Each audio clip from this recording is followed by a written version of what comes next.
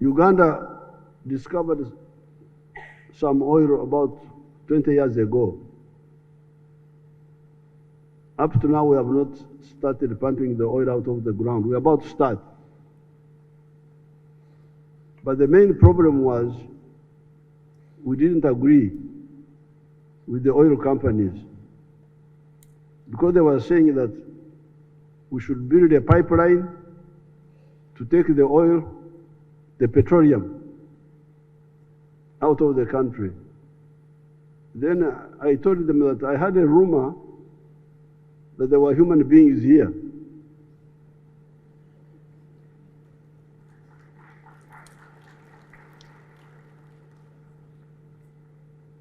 Why don't we process this petroleum for these human beings who are rumored to be here? It's not confirmed, but there's a rumor that there's some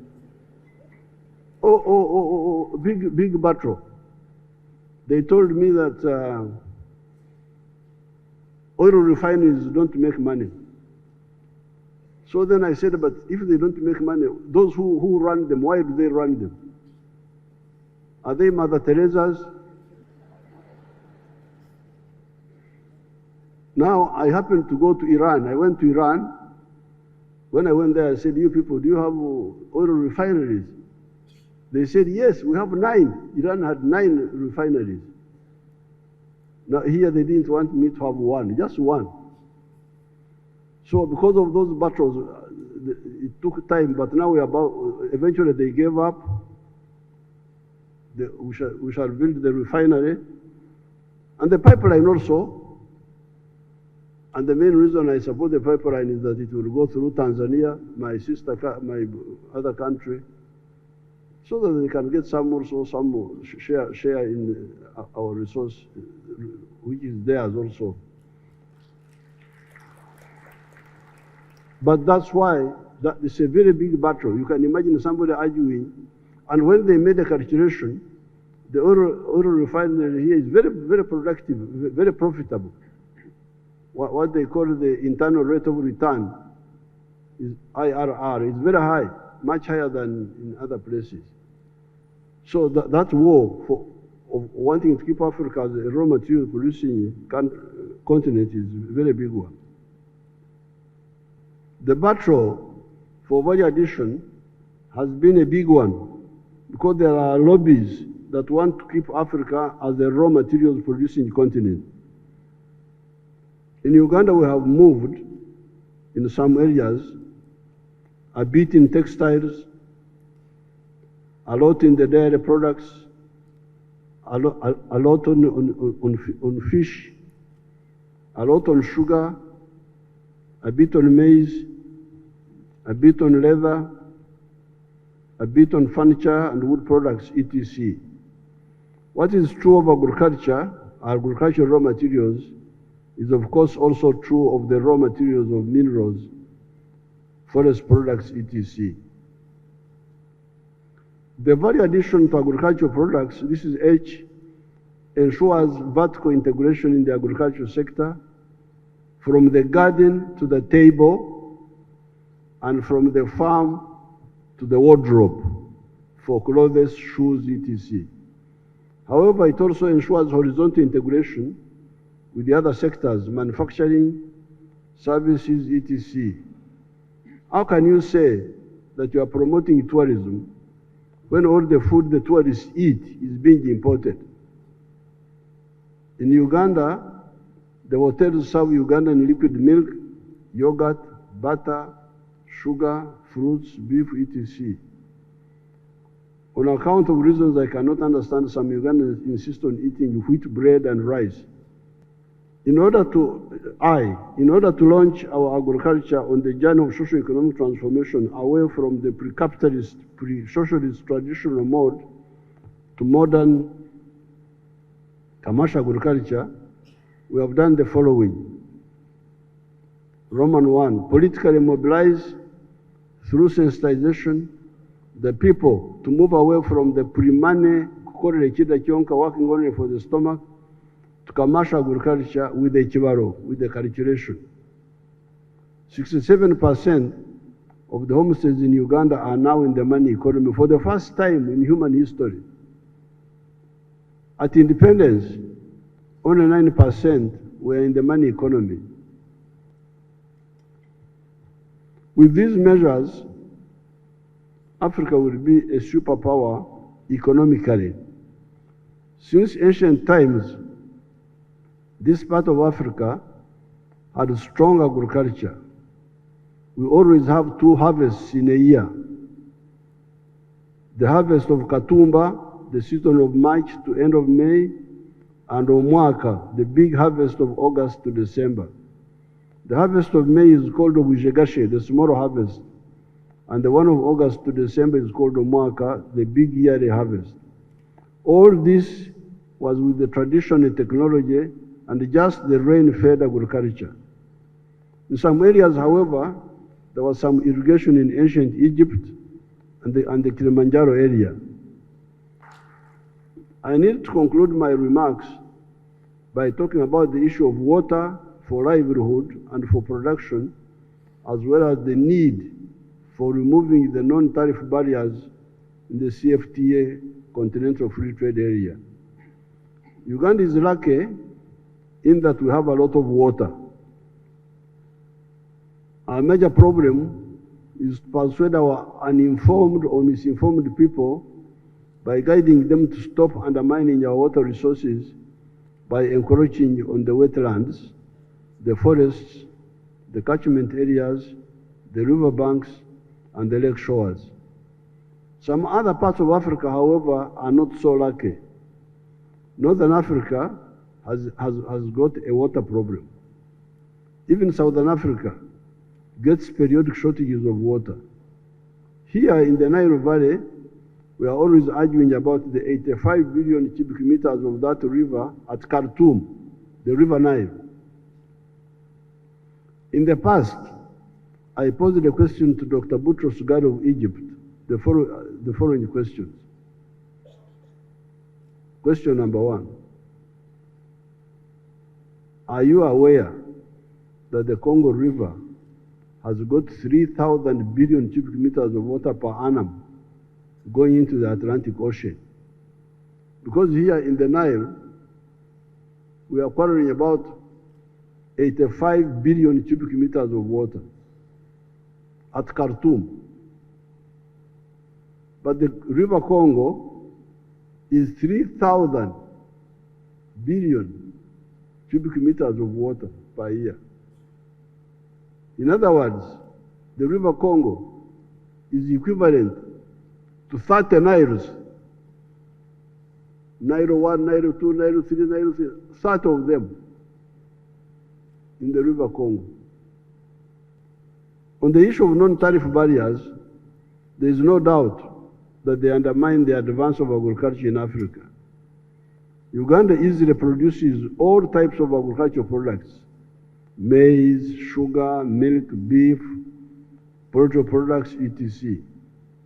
The internal market is not enough.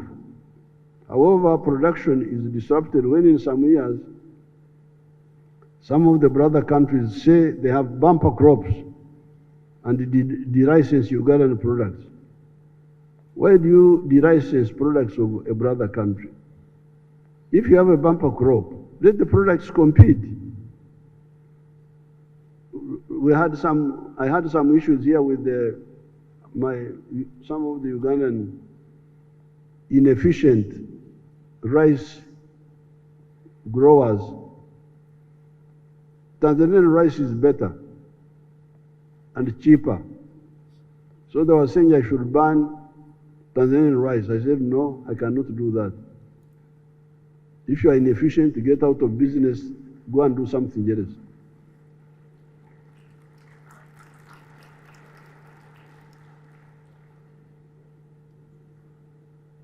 If you have a bumper crop, let the products compete. After the Ugandan product has been de-licensed, then you hear that the licensing country has now a shortage of this or that. Can they now import it from Uganda? By that time, the Ugandan farmers have been rendered bankrupt and have migrated to new products such as coffee that are mainly bought by foreigners away from Africa.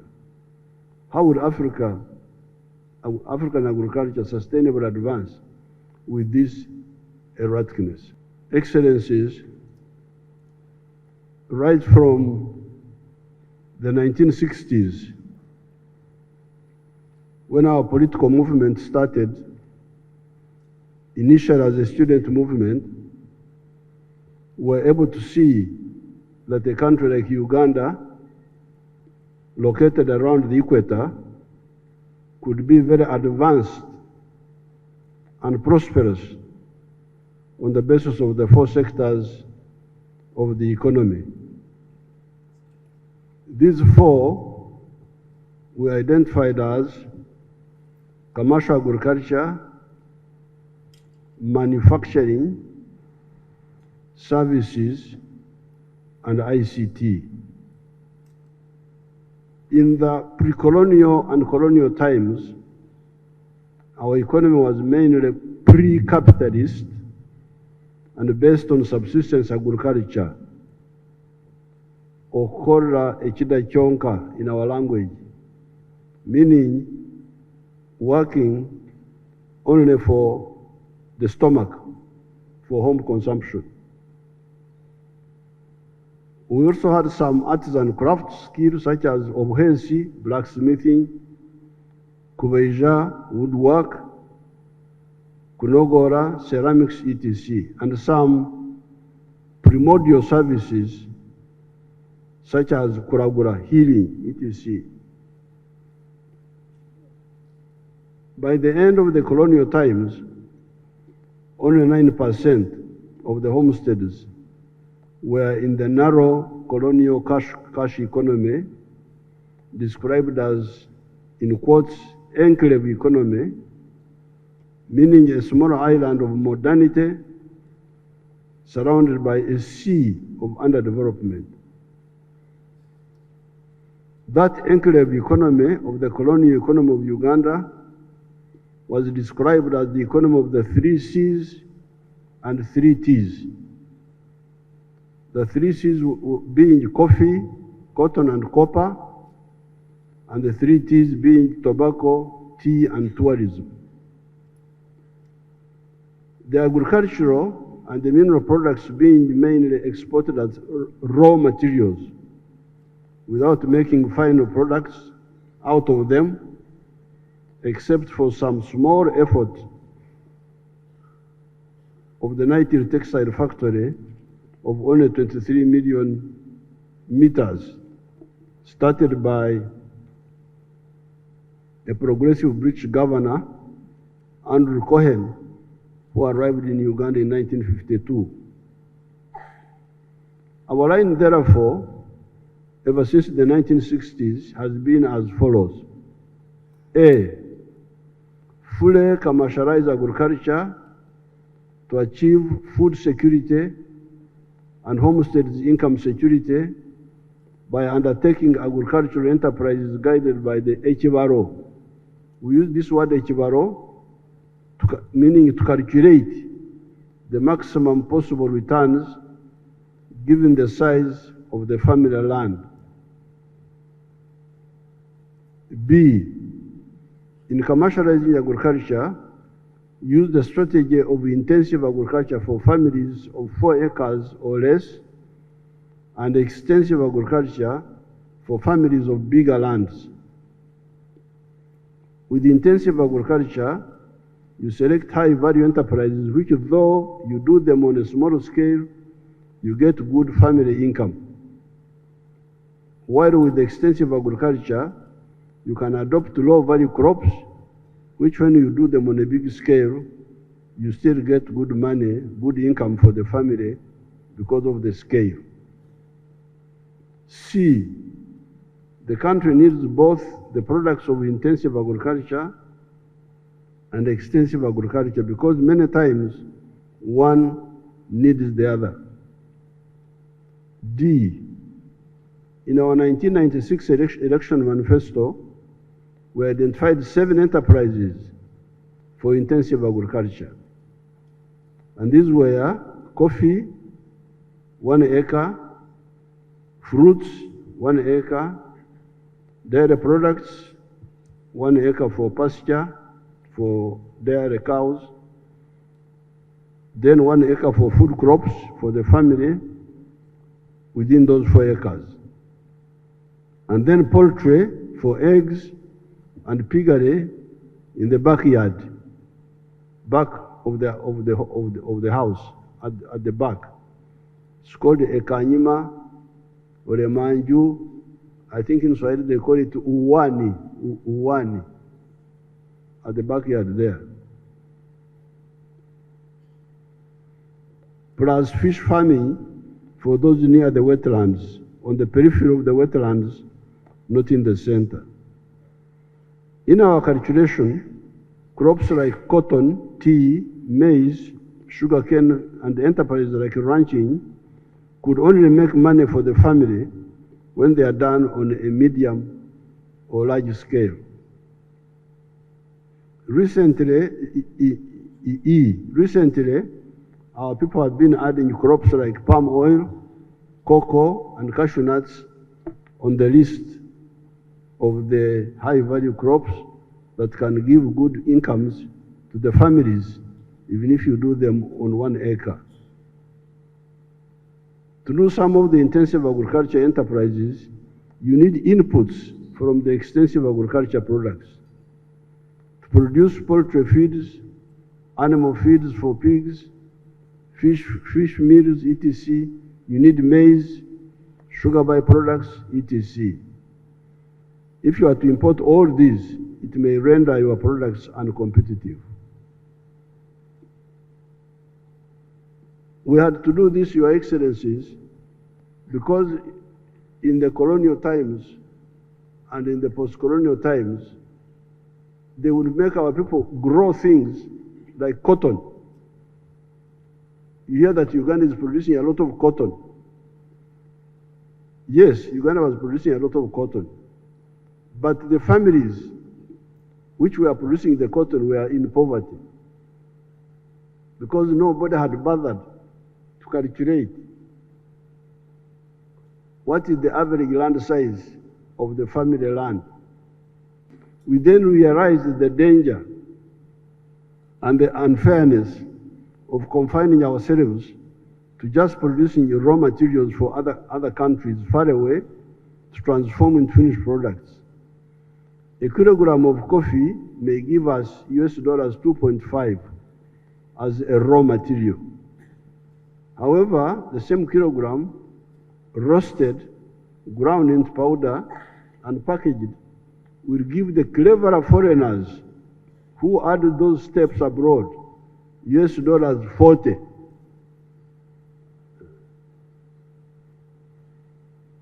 So Africans get $2.5 per kilo, and the same kilo transformed into finished products by foreigners brings them $40. This is how Africa has been a major donor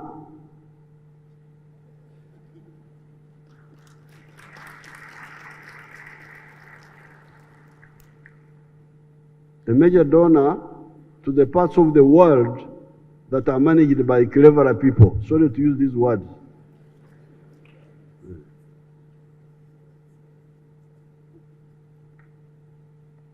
We do not only lose money per kilogram of coffee, we also lose jobs. The roasting jobs, the grinding jobs, and the packaging jobs are done by the children of the foreigners, while Africa's children are drowning in the Mediterranean Sea, going to prosperous Europe and running away from the impoverished Africa.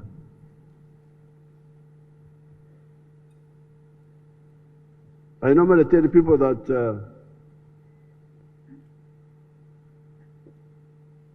a shirt like the one I'm putting you on, which is made here in Uganda, has got 6 job levels.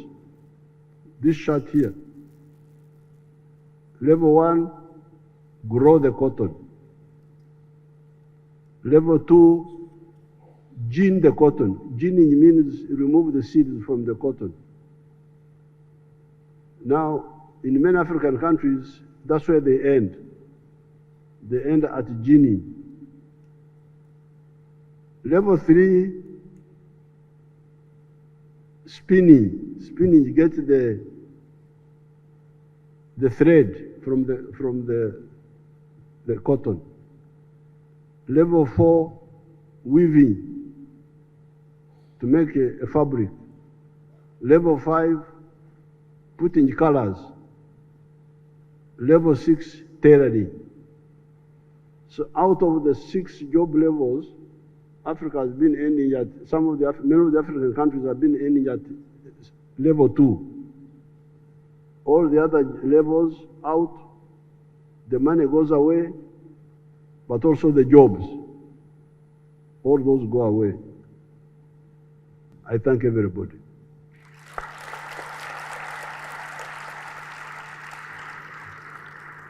A year ago, the 44th Ordinary Section of the Executive Council mandated the African Union Commission to develop. Today, we present the outcome of this process, which includes the draft CADEP Strategy and Action Plan 2026-2035 and the draft Kampala CADEP Declaration.